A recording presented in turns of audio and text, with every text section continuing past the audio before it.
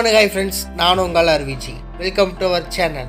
இன்றைக்கி வீடியோவில் என்ன பார்க்க போகிறோம்னா ரொம்ப டேஸ்டியான ஒரு ஸ்பாஞ்சியான ரோஸ் மில்க் யூஸ் பண்ணி ரோஸ் மில்க் கேக் எப்படி செய்கிறதா வீடியோவில் பார்க்க போகிறோம்.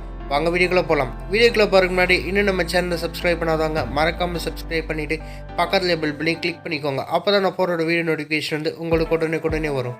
வாங்க வீடியோக்குள்ளே போகலாம்.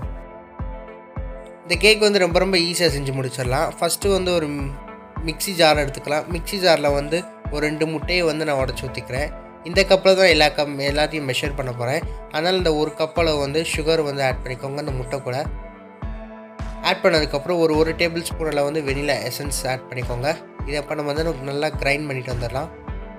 ஒரு 2 நிமிஷம் அளவுக்கு நல்லா மிக்சியில் அரைச்சிக்கலாம். பார்த்திங்கன்னா அரைச்சதுக்கப்புறம் நம்மளுக்கு இந்த மாதிரி தான் இருக்கும். இதை அப்படியே ஒரு தனியாக மிக்சிங் பவுலில் மாற்றிடலாம். மாற்றினதுக்கப்புறம் இதே கப்பில் ஒரு 1/4 கப்பில் வந்து நம்ம ஆயில் சேர்த்துக்கலாம். எந்த ஒரு ஃப்ளேவர் இல்லாத ஆயில் சேர்த்துக்கோங்க. இல்லாட்டி நீங்கள் 100 கிராம் அளவு வந்து பட்டர் கூட ஆட் பண்ணிக்கோங்க உருக்கி. இப்போ அதை வந்து நல்லா மிக்ஸ் பண்ணி விட்டுக்கோங்க. நீங்கள் தயிர் கூட ஆட் பண்ணிக்கலாம் முட்டைக்கு பதில். அப்படிலாம் நீங்கள் முட்டையை கூட சேர்த்துக்கோங்க.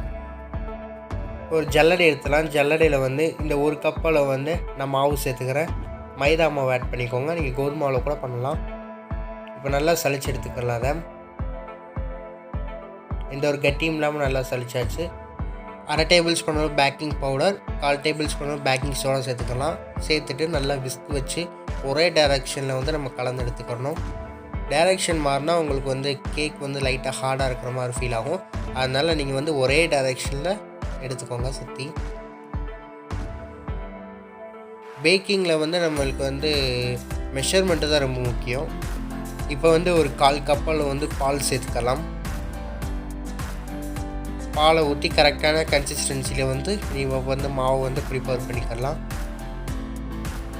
இப்போ மாவு வந்து கலந்தாச்சு. இப்போ வந்து நம்ம ரோஸ் எசன்ஸை வந்து ஆட் பண்ணிக்கலாம்.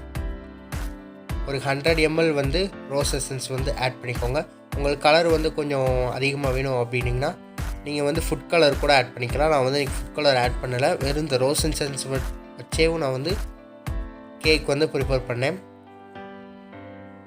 நல்லா கலந்து விட்டுறலாம். ஃப்ளேவர் வந்து சூப்பராக இருக்கும். நம்மளுக்கு வந்து எந்த ஒரு ஸ்மெல் எதுவுமே வராது. அதனால நம்ம வெனிலா எக்ஸ்ட்ராக்ட் ஆட் பண்ணியிருக்கோம். அதுவும் இல்லாமல் இந்த ரோஸ் மில்க் எசன்ஸ் வந்து நம்மளுக்கு சூப்பராகவே இருக்கும்.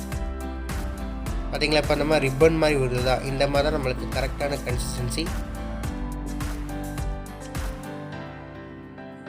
இப்போ நம்ம ஒரு பேனில் வந்து நான் பட்டர் தடவி வச்சுருக்கேன். அந்த பட்டர் தடவை நீங்கள் பட்டர் ஷீட் கூட யூஸ் பண்ணிக்கலாம். ஆயில் அப்ளை பண்ணி நான் வந்து ஸ்ட்ரைட்டாக வெறும் பட்டர் மட்டும் அப்ளை பண்ணிக்கிட்டேன். அப்ளை பண்ணிவிட்டு இந்த மாவு எல்லாத்தையும் நல்லா வந்து ஊற்றிக்கலாம். இது 2-3 வாட்டி நல்லா டேப் பண்ணிடலாம். பபிள்ஸ் எது இருந்தால் நம்மளுக்கு வந்துடும் மேலே.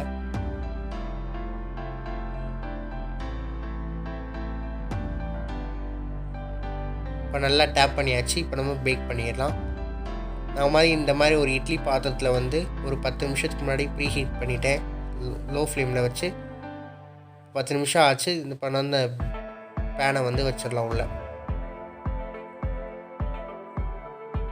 பேனை உள்ளே வச்சுட்டு கிட்டத்தட்ட ஒரு 30 to 35 நிமிஷம் அளவுக்கு நம்ம லோ ஃப்ளேம்லேயே வச்சு பேக் பண்ணலாம். எனக்கு கிட்டத்தட்ட 40 நிமிஷம் ஆயிடுச்சு. இப்போ நான் வந்து கத்தி எடுத்து விட்டு பார்ப்போம். கத்தியில் எதுவுமே ஒட்டாமல் இருந்துச்சுன்னா நம்மளுக்கு கேக் வந்து பேக் ஆகிடுச்சின்னு அர்த்தம்.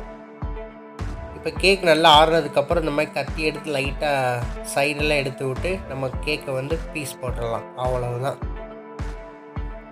இப்போ வந்து நம்ம கேக் வந்து பீஸ் போட்டாச்சு. இதில் வந்து நான் கொஞ்சம் ரோஸ் மில்க் ஆட் பண்ணிக்கிறேன். ஆட் பண்ணதுக்கப்புறம் லைட்டாக மேலே வந்து ஒரு 1/2 டேபிள் ஸ்பூன் அளவு கண்டென்ஸ் மில்க் ஆட் பண்ணிக்கிறேன். டெக்கரேஷனுக்காக செரி வச்சுட்டு அப்படியே சர்வ் பண்ணி நம்ம சாப்பிட வேண்டியதான். அவ்வளோதான் ஃப்ரெண்ட்ஸ், நம்மளோட டேஸ்டியான ரொம்ப சூப்பரான ஸ்பாஞ்சியான ரோஸ் மில்க் கேக் எப்படி செய்ய வீடியோவில் பார்த்தோம். கண்டிப்பாக இந்த வீடியோ உங்களுக்கு பிடிச்சின்னா வீட்டில் ட்ரை பண்ணி பார்த்துட்டு ஃபீட்பேக்காக மறக்காமல் கமெண்ட் பாக்ஸில் கமெண்ட் பண்ணுங்கள். இந்த வீடியோ உங்களுக்கு பிடிச்சின்னா லைக் பண்ணுங்கள், ஷேர் பண்ணுங்கள், கமெண்ட் பண்ணுங்கள். மறக்காமல் உங்கள் ஃப்ரெண்ட்ஸுக்கு ஷேர் பண்ணி நம்ம சேனலை சப்ஸ்கிரைப் பண்ண சொல்லுங்கள். சப்ஸ்கிரைப் பண்ணிவிட்டு பக்கத்தில் பெல் பண்ணி கிளிக் பண்ண சொல்லுங்கள். அப்போ தான் நான் போடுற வீடியோ நோட்டிஃபிகேஷன் வந்து உங்களுக்கு உடனே வரும். இன்னொரு அருமையான ரெசிபியில் நம்ம சந்திக்கலாம். தேங்க்ஸ் ஃபார் வாட்சிங் திஸ் வீடியோ.